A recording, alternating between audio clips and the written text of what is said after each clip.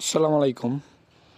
আলহামদুলিল্লাহ, আমাদের আগের একটি মাঠের ভিডিও দেখেছিলেন যে আমরা মাঠ প্রস্তুত করতেছিলাম, কিন্তু করতে পারি নাই। আর এখন আমাদের সালতি উচ্চ বিদ্যালয়ে প্রিয় ছাত্র বড় ভাইদেরকে নিয়ে আমাদের মাঠ প্রস্তুতের কাজ চলতেছে।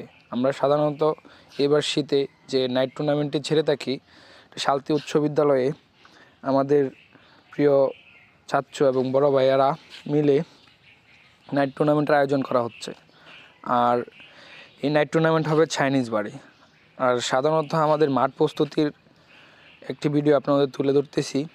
আগের ভিডিওতে যে মাঠে দেখেছিলাম ওই মাঠের বিশাল কষ্ট হয়ে যায় আমাদের, যে সাধারণত ওই মাঠের মধ্যে সরকারি প্রতিষ্ঠান, আর আমরা অনেকভাবেই চেষ্টা করি, আমরা ইউনো পর্যন্ত যাই, আমরা নায়েব সাহেবের কাছে যাই, তারপরে আমরা চেয়ারম্যানের কাছে যাই, কিন্তু আমরা মাঠ প্রস্তুত করতে পারি নাই, কারণ সরকারি জায়গা। যে মজার কথা হচ্ছে একটাই, যে ওই যে প্রতিষ্ঠানে করতে চেয়েছিলাম ওটা সাধারণত হাসপাতাল, আর হাসপাতাল ঠিক আছে, কিন্তু হাসপাতালের কোনো চিকিৎসক নাই।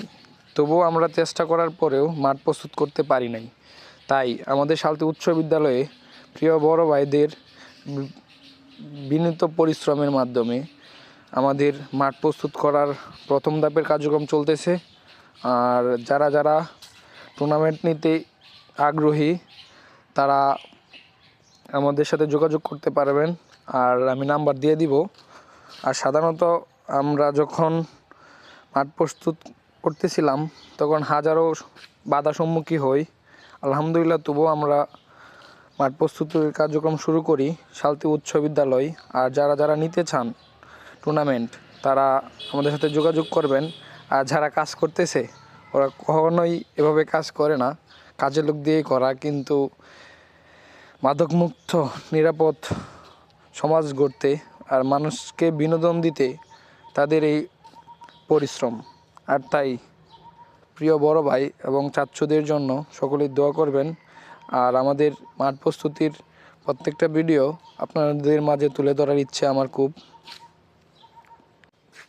সার্বিক পরিবেশ অনেক সুন্দর, আর গর্ত থাকার কারণে আমাদের মাটি দিয়ে ভরাট করতে হচ্ছে। আর প্রত্যেকটা খেলার ভিডিও প্লাস আপনাদের মাঝে যে আমাদের খেলা কতটুকু আনন্দ দেয় তার প্রত্যেকটি ভিডিও আপনাদের তুলে ধরার ইচ্ছে।